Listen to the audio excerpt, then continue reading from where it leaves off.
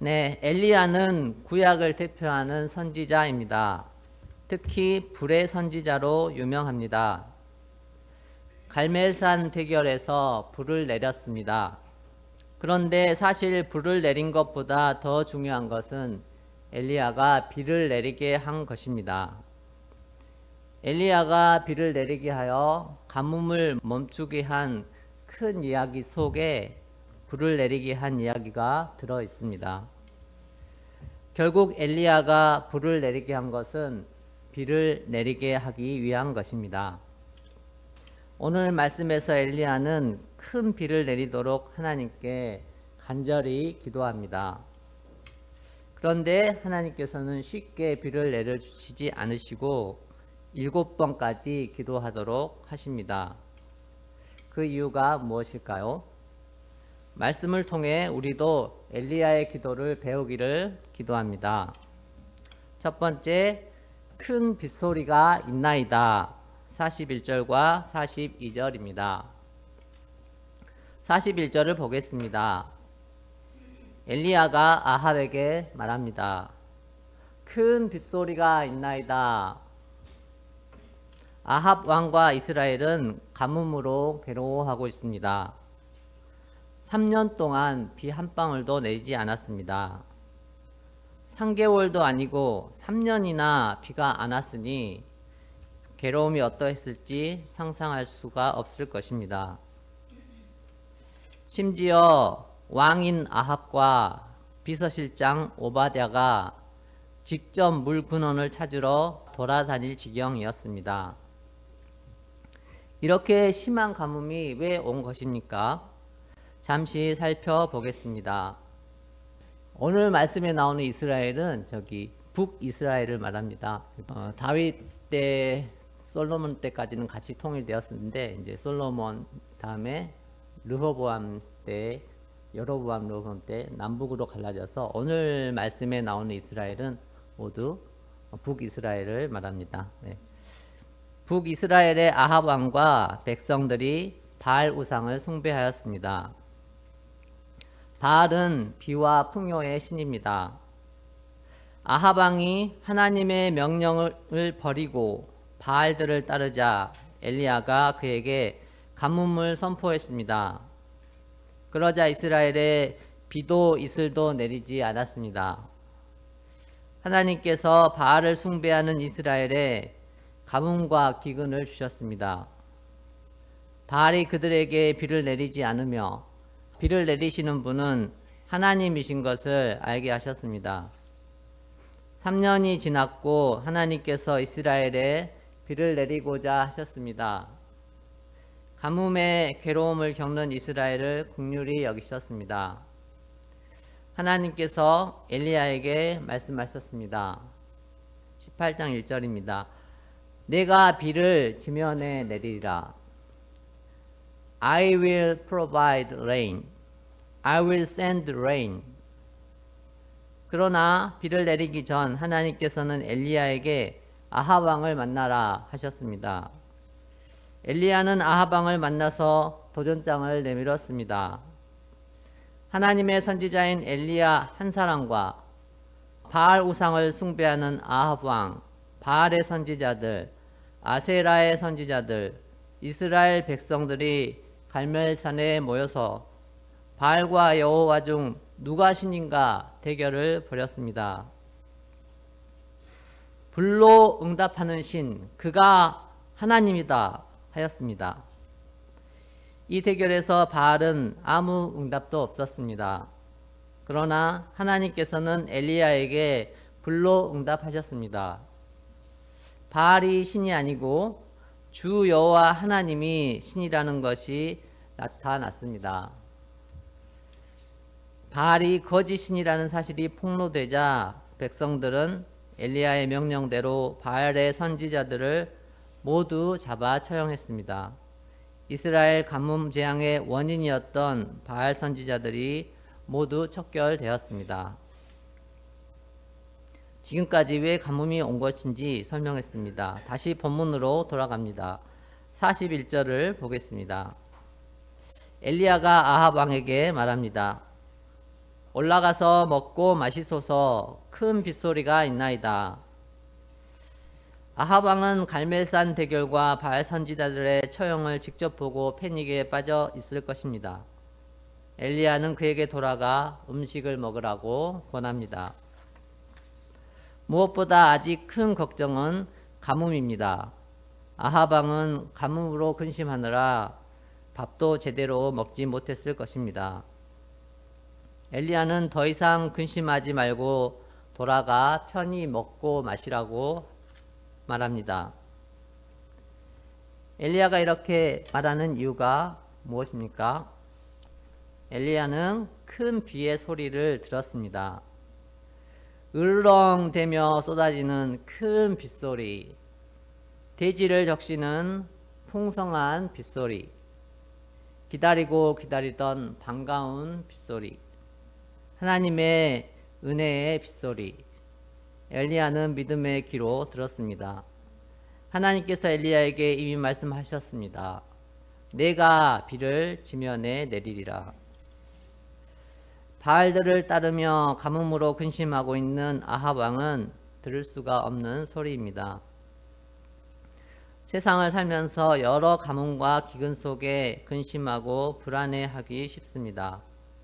엘리야처럼 믿음의 귀로 하나님의 말씀을 듣기를 기도합니다. 하나님께서 은혜의 큰 빗소리를 우리에게 들려주시기를 기도합니다. 빗소리는 사람에게 평안함과 치유함을 주는 힐링 사운드이기도 합니다. 하나님의 말씀이 우리에게 은혜의 빗소리와 같습니다. 너는 복이 될지라. 나는 포도나무요 너희는 가지라. 너희는 마음에 근심하지 말라. 두려워하지 말고 믿기만 하라. 하나님을 믿으라. 하나님의 말씀을 믿으면 그대로 됩니다. 하나님께서 믿음을 축복하십니다. 42절을 보겠습니다. 아합이 엘리야가 말한 대로 먹고 마시러 올라갑니다. 아합은 갑자기 온순한 양처럼 엘리야의 말을 잘 듣습니다. 엘리야는 이제 무엇을 합니까? 엘리야는 하나님께 비를 내려주시도록 간절히 기도합니다. 갈멜산 꼭대기로 올라가 땅에 꿇어 엎드려 얼굴을 무릎 사이에 넣고 모두 기도의 간절함을 드러내는 행동들입니다. 엘리야 기도 자세를 제가 한번 따라해 보려고 했는데 쉽게 되지 않았습니다. 진짜 아주 많이 간절해야만 나올 수 있는 자세인 것 같습니다. 내가 비를 지면에 내리리라. 하나님께서 말씀하신 대로 이루어지도록 엘리야는 간절히 기도했습니다. 둘째, 올라가 바라보라. 기도하며 엘리야는 사환에게 말합니다. 올라가 바다 쪽을 바라보라. 갈멜산 정상에서는 서쪽으로 지중해를 바라볼 수 있었습니다. 저기를 보면 갈멜산이 있고 서쪽으로 지중해가 있죠. 갈멜산 꼭대기에 올라가서 높은 곳으로 올라가 서쪽 바다, 지중해 쪽을 바라보았을 때 저 멀리서 비구름이 오고 있다면 그것은 비가 내릴 사인입니다. 엘리야는 사환에게 바라보라고 합니다. 하나님이 약속하신 행동을 주목하여 보라는 것입니다.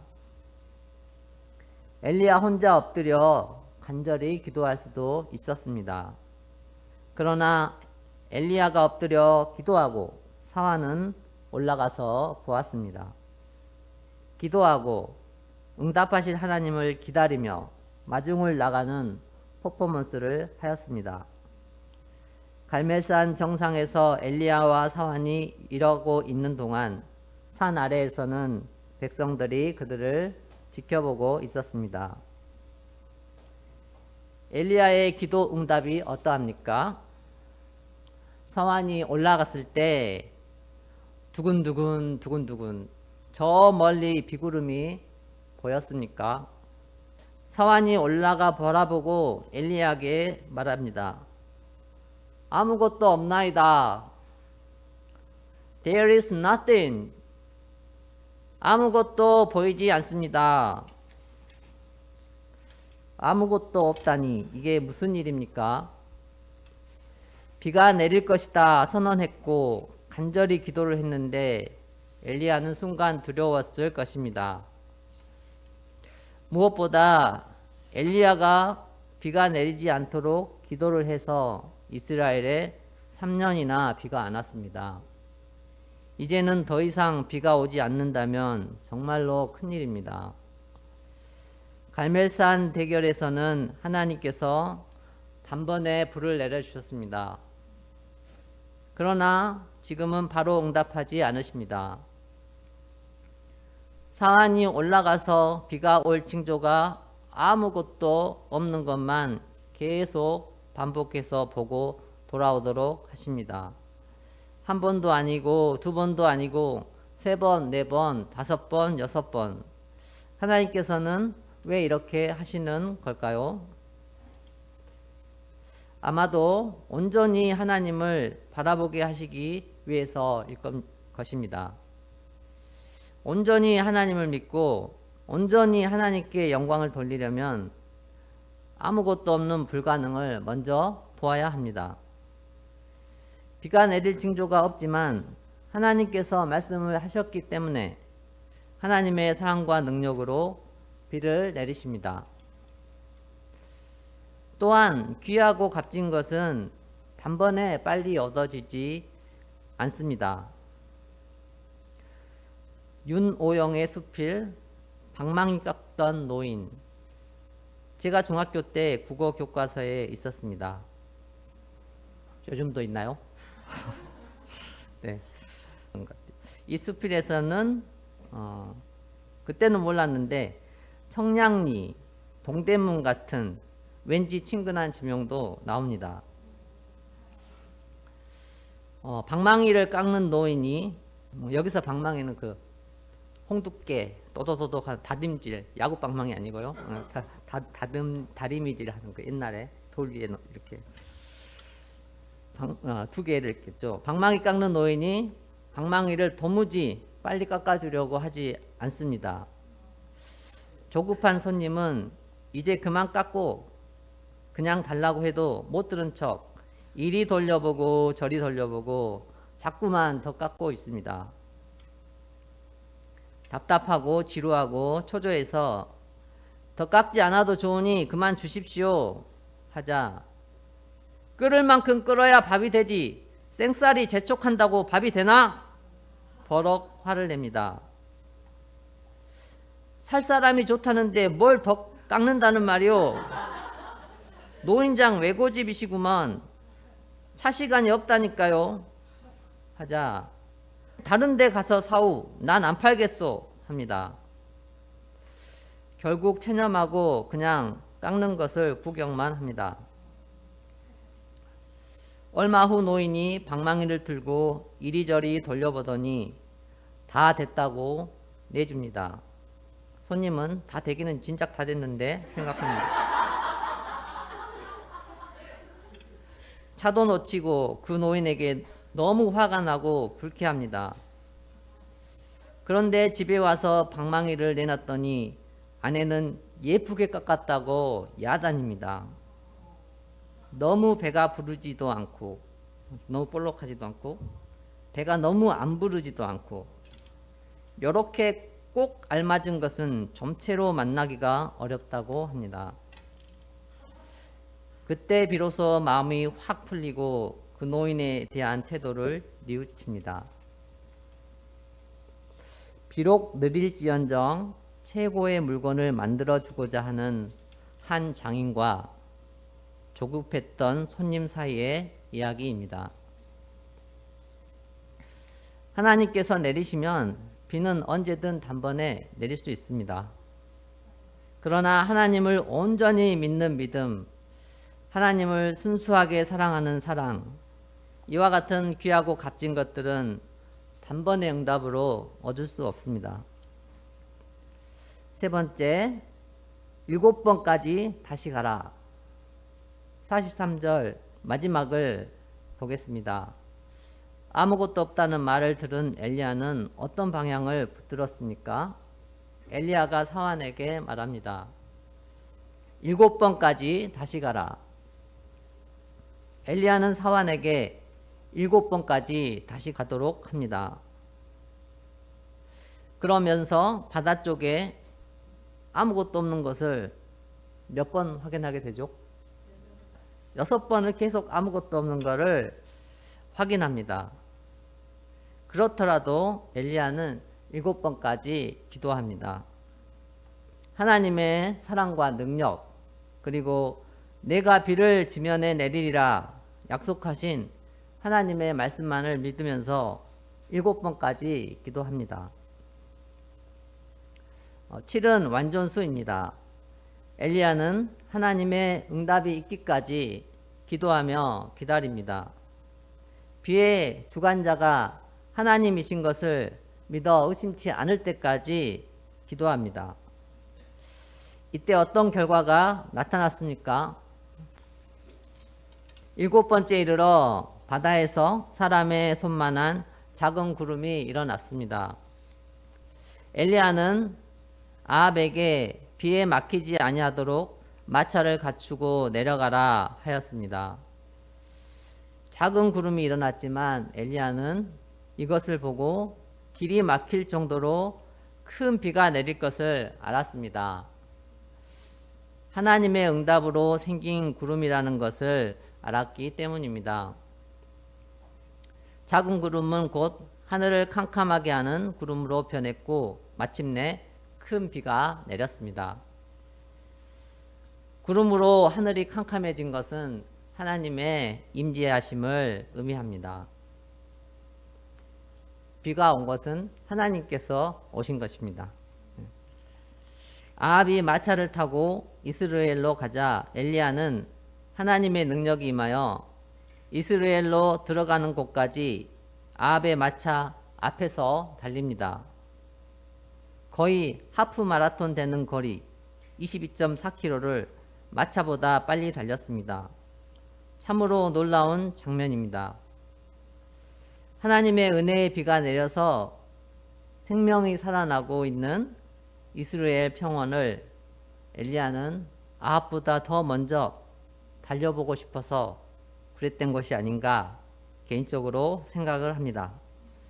이스라엘 평원입니다. 그래서 이스라엘은 원래 하나님이 씨를 뿌리신다. 하나님께서 풍성하게 하시기를 그런 의미라고 합니다.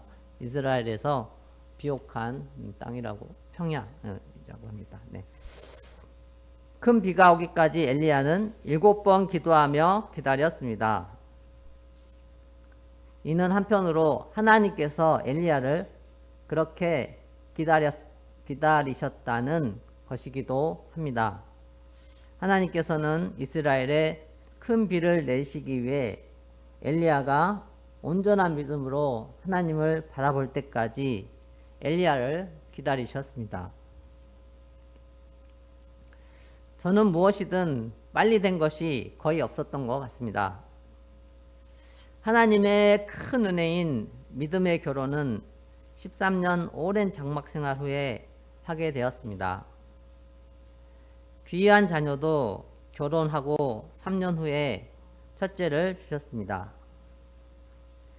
지금 제가 일하고 있는 직업에 면허를 얻기 위해서 40대의 가장이었지만 저는 모든 것을 내려놓고 다시 대학생으로 돌아가 2년 동안 기다리며 공부하는 시간을 보냈습니다.